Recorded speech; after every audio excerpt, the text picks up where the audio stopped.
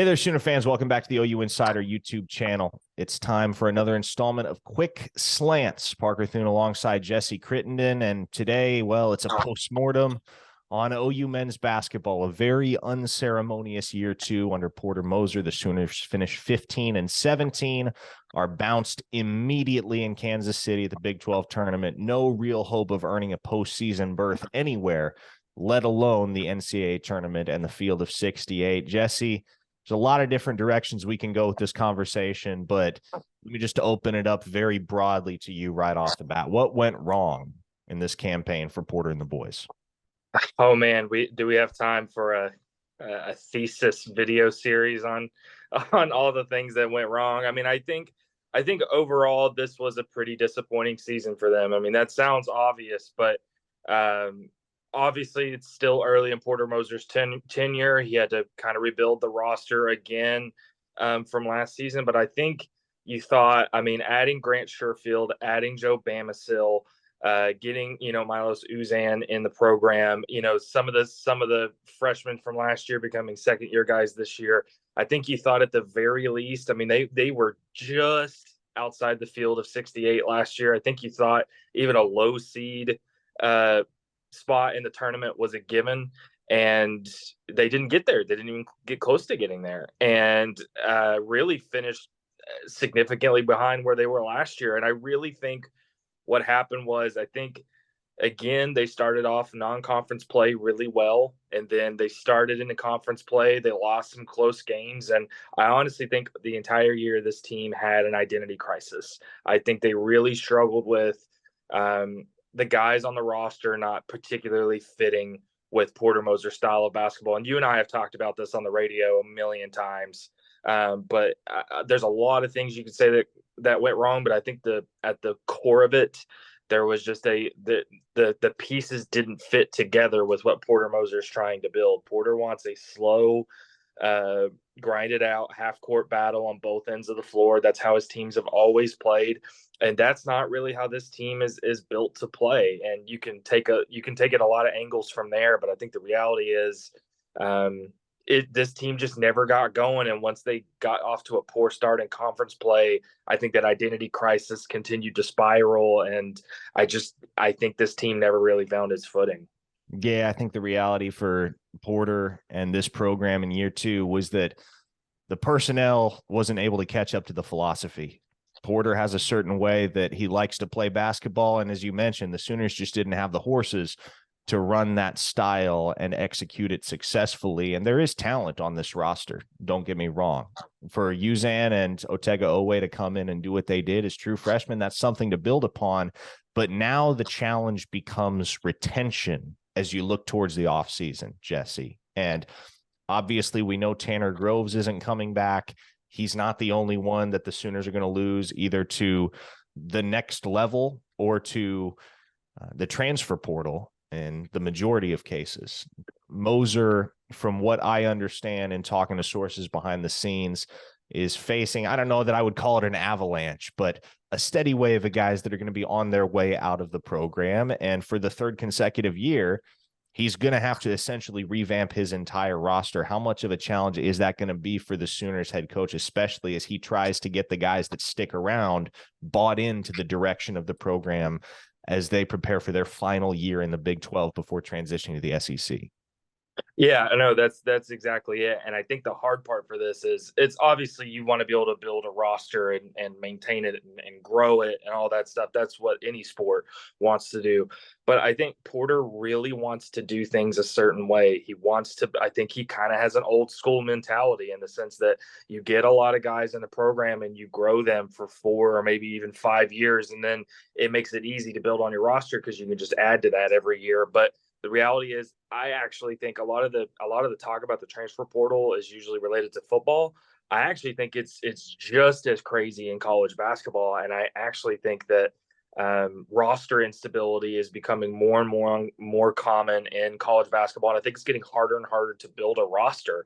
And so I think the hard part for Porter is he talks all the time about culture. He talks all the time about building on the roster and building on the values and the ideas, but it's hard to do that when there's also a sense of urgency that if you don't live up to expectations, you're going to lose your entire roster or a lot of your roster. So I think what's going to be really hard, and also just where the program is at this time. I mean, the SEC move is right around the corner. In some ways, that might be beneficial. I mean, in terms of maybe easier competition, but I think really the bigger issue is it's going to change a lot of things. The program desperately needs stability.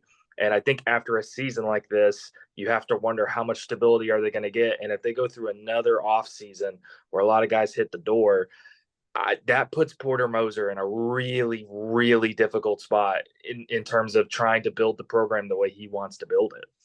Now, in terms of personnel, Jesse, you look towards the offseason, you look at what Oklahoma is going to have to bring in via the transfer portal. They're adding 2 talented freshmen to be in Caden Cooper and Jacob Cole, but they're going to have to fill out the rest of their roster with transfers. As you look at the types of players that Porter can build a program that is commensurate with his desired identity around, what type of player do you look at as a guy that needs to be a priority for Oklahoma in the portal? Yeah, no, I think there's some things they just need in general, and then I think there's things that they need to be able to build around, presumably Milo Suzan and Otega Owe. Assuming you've got those guys in the fold, it can be worse. They showed a lot of promise, particularly Uzan as a freshman. Those are 2 athletic guards that spend a lot of time on the perimeter. And when you think about if you go into next season as Uzan being your main perimeter ball handler, then you need a more athletic big man that can really do damage at the rim on both ends of the floor. I think that's something OU desperately missed this season, and that's not even really a knock on Tanner Groves, but Tanner Groves is more of a floor stretcher. He's more shooting threes, but he's probably not going to be dominant in Big 12 play on both ends of the floor. I think they just need shooting in general. They just need more shooting. That's something that has hurt them really bad in 2 years under Porter Moser. They need shooting. They need a little bit more athleticism, and I really think they need a big man on both ends of the floor. If you watch the game against Oklahoma State last night, that's what Oklahoma State has. And it's weird that even though Oklahoma State is not one of the top teams in the conference, they're one of the worst mismatches for Oklahoma simply because of their size and length and height at the rim. And if you can get big men like that, that does a lot of things. So every team needs shooting. Obviously, they need shooting, but I really think they need to increase their athleticism. They need to get someone who can do damage at the rim on both ends of the floor. And I think Porter has to think about tailoring his style or his mindset when it comes to coaching to adapting to a little bit more of a modern style of basketball. Now, last question here, Jesse. This is kind of a doomsday scenario, granted, but if somehow you lose either Milos Uzan or Otega Owe, is that kind of your first sign that there is reason for alarm in Norman as far as the basketball program is concerned? Oh, yeah. Oh, if either of those guys walk out the door, that's a 5-alarm fire. I mean, it is. Like, that's the thing is, look, if Grant Sherfield walks out the door, which I think there's a lot of reason to think he will, or even Jalen Hill, Joe Bamasil, there's guys like that it hurts, but you get it. Grant Sherfield, I think, had a really tough season, especially in conference play. Jalen Hill, Joe Bamasil was barely in the roster. Jalen Hill's been here a long time. There's things you could point to that, maybe you can find ways to replace those guys. You can't just replace young, athletic guys with a lot of potential like these 2 freshmen. And I think it's not only just in terms of trying to replace them, but I think it's in terms of trying to find stability from year to year and seeing signs that there are young guys with potential in the program that believe in Porter Moser's vision. And if either of those guys walk out the door, then yeah, that makes an already tough situation a lot harder. Because I actually think, in spite of all of it, and again, it hurts to lose a lot of guys, I think those are the 2 guys that you would want to keep almost more than anybody else, and for a lot of reasons. And if either of them walk out the door, yeah, that's going to be tough to bounce back from. A lot of parallels between OU's basketball season and the OU football season that was in 2022 that saw the Sooners finish 6-7, their first losing record since 1998. But For both campaigns, the narrative became far away, yet so close. So many individual games over the course of the basketball season for Oklahoma that could have gone the other way and could have reversed their fortunes. But yet, at the end of it all, OU basketball seems so much further away from relevance than OU football did.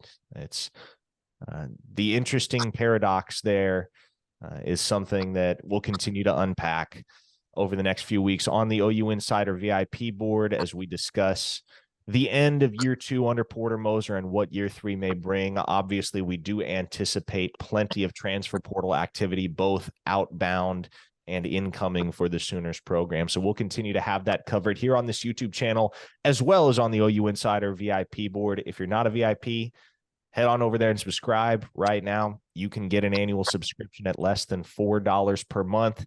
That's bang for your buck. But that is it for this installment of Quick Slants here on the OU Insider YouTube channel. For Jesse Crittenden, I'm Parker Thune. Let us know in the comments what video you want to see next. We'll see you next time.